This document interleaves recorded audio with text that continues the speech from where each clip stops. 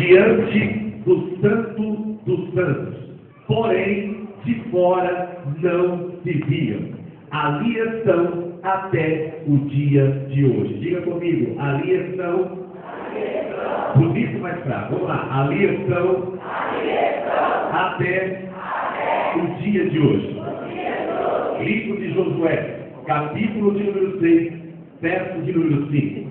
Tocando-se longamente a trombeta e ouvindo voz no sonido dela, todo o povo dará um grande brado.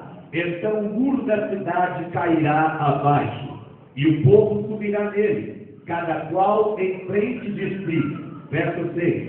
Assim Josué, filho de Nun, chamou os sacerdotes e lhe disseram: levai a arca da aliança.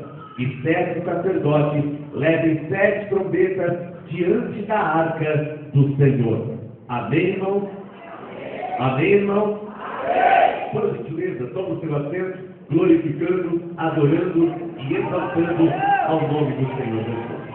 Amados e queridos irmãos, todas as vezes que prego por misericórdia, eu tenho um costume meu de começar a pregar a palavra. Não é regra, é um costume, e eu gostaria de usá-lo, sabendo que assim darei o meu melhor para vos abençoar. Aos que conhecem, eu peço a gentileza de que não me julguem, e os que não conhecem, aprendam um pouco mais da palavra do Senhor Deus. Quando eu falo da Bíblia, eu falo da palavra do Senhor Deus, o Todo-Poderoso. A Bíblia, ela tem duas divisões, o Antigo e o Novo Testamento. O Antigo Testamento começa com os livros Pentateucos, mais conhecido como Gênesis, Êxodo, Levítico, Números e Deuteronômio. Logo após, vem os livros históricos começando com o livro de Josué, dando-se a sequência aos livros poéticos, começando com o livro de Jó, os livros proféticos, começando com o profeta maior, chamado Isaías, e o profeta menor, chamado Oséias.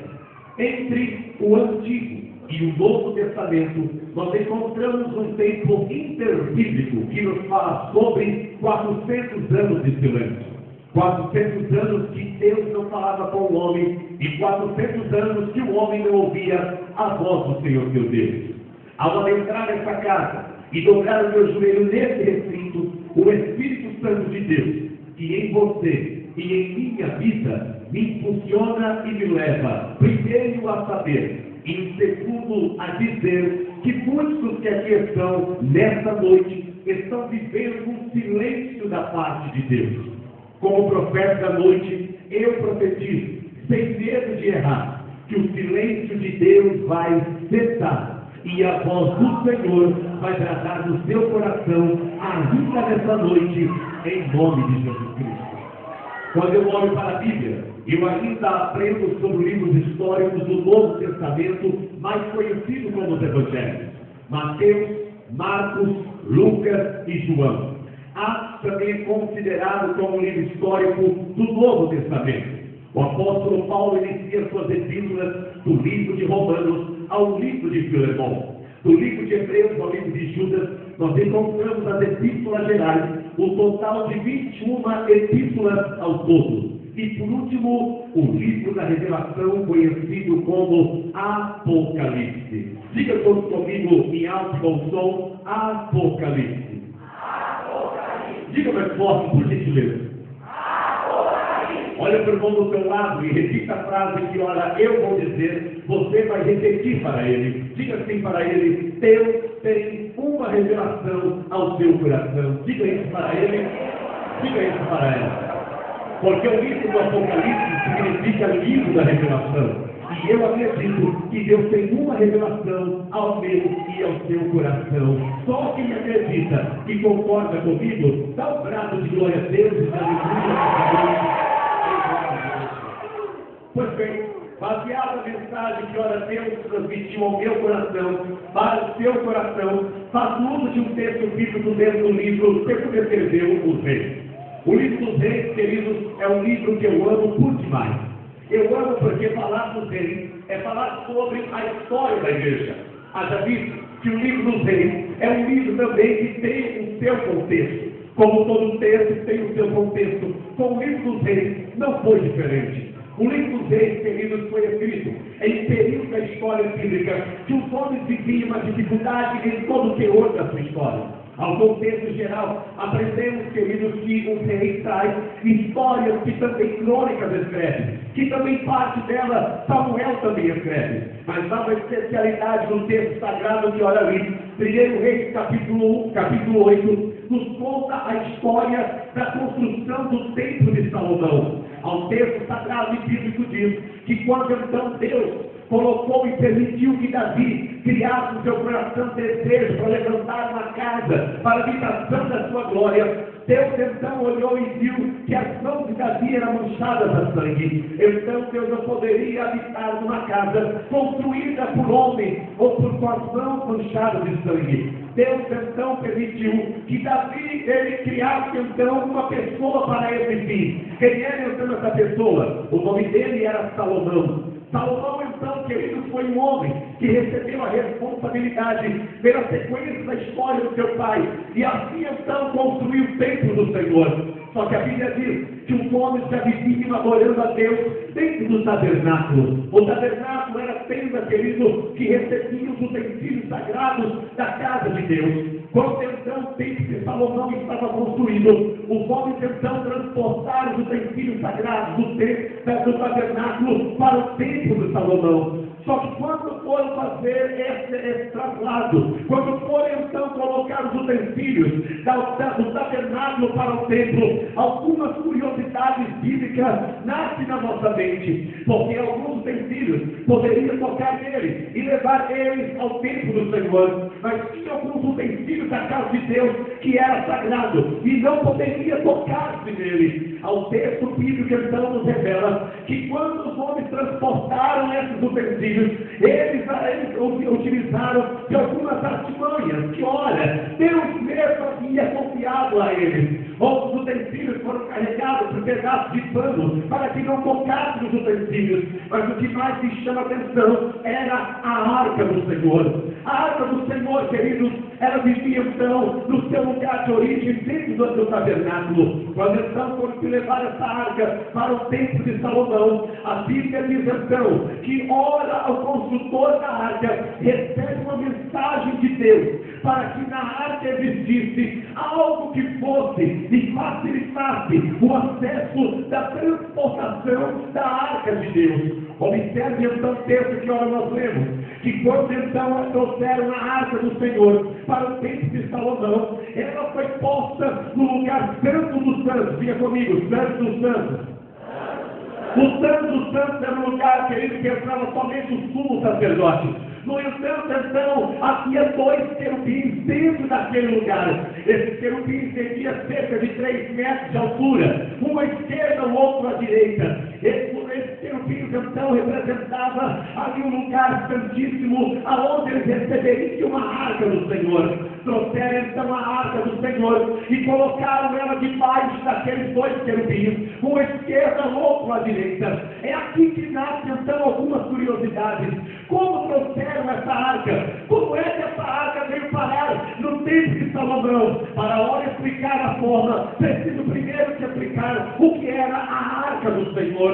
Eu sei que é um texto sagrado que qualquer questão conhece, decora e salteado, mas eu trouxe uma arca para que você entenda e aprenda aquilo que o Senhor quer falar ao seu coração. O que era a arca da aliança? A arca da aliança era um caixote de madeira de acácia revestida de ouro por dentro e por fora. A tipologia bíblica expressa e diz que há 3 formas de representar-se nessa arca, ou 3 maneiras de serem vivos que representa essa arca. A porção de ouro do lado inferior representava então a pessoa do Espírito Santo. A porção então de ouro do lado inferior da arca, que era uma porção mais grossa, ela representava o próprio Deus vivo. Já a madeira de acácia, entre o ouro menor e o ouro maior, representava a pessoa de Jesus Cristo através daquele madeiro. Mas aonde que está o significado da arca? A arca, como ora disse, repito, madeira de acácia revestida de ouro por dentro e por fora. Ela tinha 1,25 m de comprimento, 75 metros de largura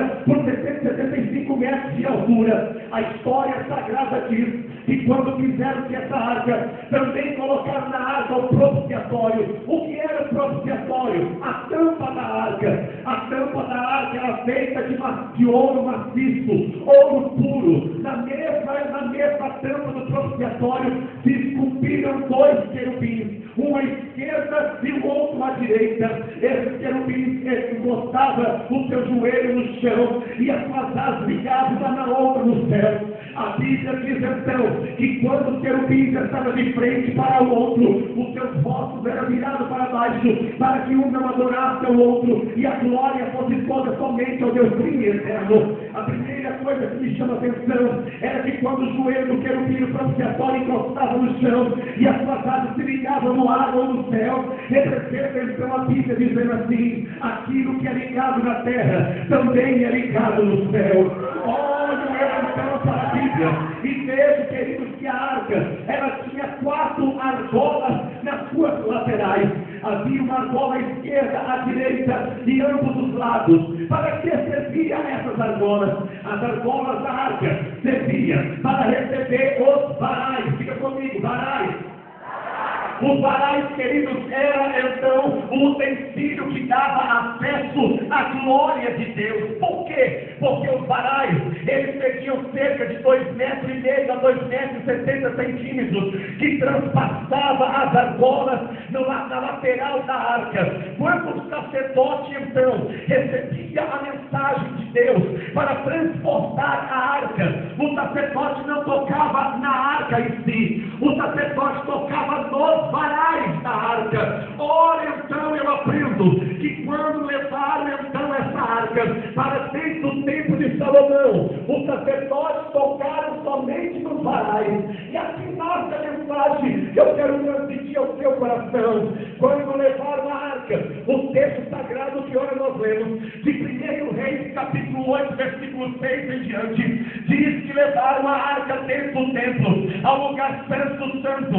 E o texto bíblico diz assim: lá nos varais, lá no lugar santo, do lado de dentro, eu olhava e observava os varais que transpassavam a arca. Já do lado de fora, eu não conseguia ver os varais, mas aí a Bíblia diz: e ali estão os varais até o dia de hoje. Eu vou repetir: e ali estão os varais até o dia de hoje. Era para você ter dado glória, porque eu estou dizendo assim para você: a glória de Deus, ela era manifesta através da arca. Aonde estava a arca? Ali estava a presença de Deus. Aonde estava a arca? Ali estava a manifestação de Deus. O Santo diz, Devolve diz, Maetismo diz, Stanley Watson diz, Philip Keller diz, Devolve diz. A Bíblia diz também, queridos, que aonde estava a arca, ali estava a presença de Deus. Ei, eu vou te contar o primeiro mistério que ora quero trazer ao teu coração. É o texto sagrado que diz que os varais estão ali até o dia de hoje. Por que é que os varais estão na arca até o dia de hoje? Porque os varais biblicamente representam peregrinação da arca. Não entendi, irmão Jefferson. Se existem os varais, ainda existe acesso à glória de Deus.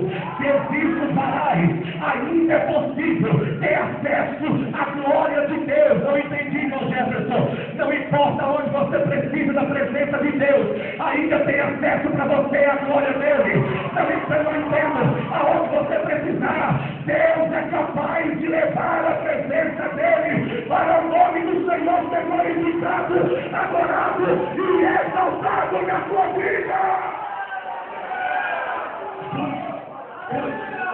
A Bíblia diz então que se os varais estão na arca até o dia de hoje, eu entendo então que há o acesso livre à presença do Deus vivo e eterno. Pois bem, bota isso na sua mente. Vem comigo. Viajemos então para primeiro ao texto livro de Josué. Josué capítulo 6. Recebe uma bênção de Deus. Qual era a bênção?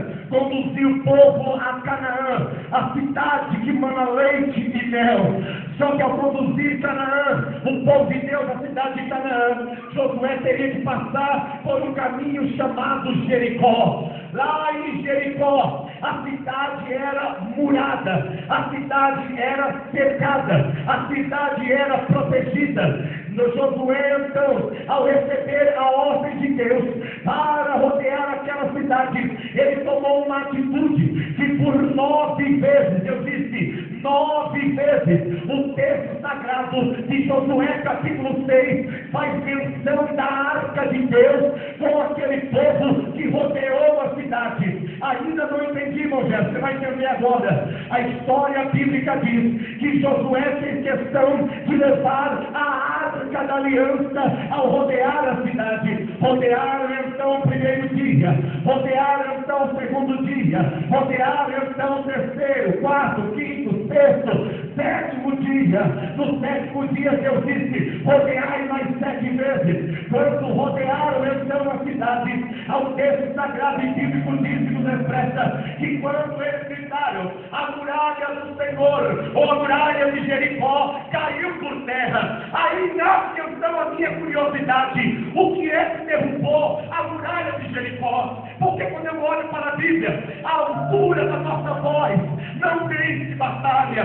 Quando eu olho para a Bíblia, que os homens gritaram e a muralha veio terra dentro, eu não entendo isso, porque não é a altura do nosso timbre vocal que faz a batalha ser vencida ou ser perdida. Aqui então eu entendo que quando agora a muralha caiu por terra, aconteceu alguns mistérios da Bíblia que eu quero trazer ao teu coração, e se é verdade o que eu estou pregando, até o término desse culto, Deus vai mudar a tua história. Até o término dessa palavra, Deus vai mudar a tua vida. Não pareça questão para dizer ao contexto de vida dessa irmã que está do teu lado, ao contexto de vida desse irmão que está do teu lado, ao contexto de vida de cada ser humano nesse recinto e ambiente agradável. Todos nós temos uma história, e na nossa história, cada um de nós temos uma muralha a derrubar na nossa vida. Eu sei que se eu desse oportunidade para você, cada um contaria um tipo de muralha que impede você de ser feliz, que impede o seu casamento de vingar, que impede a sua família de crescer, que impede o seu emprego de ser o melhor emprego, que impede você de ser o melhor. Ei, eu sei que cada um de nós temos um tipo de muralha na nossa vida, mas eu vim aqui nessa noite com uma notícia para você: não importa qual seja a muralha, ela vai cair nessa noite, em nome de Jesus Cristo. A muralha vai cair nessa noite. Olha para o irmão do seu lado e diga para ele: vai cair a muralha, vai cair a muralha, vai cair a muralha. Quem acredita que a muralha vai cair, levanta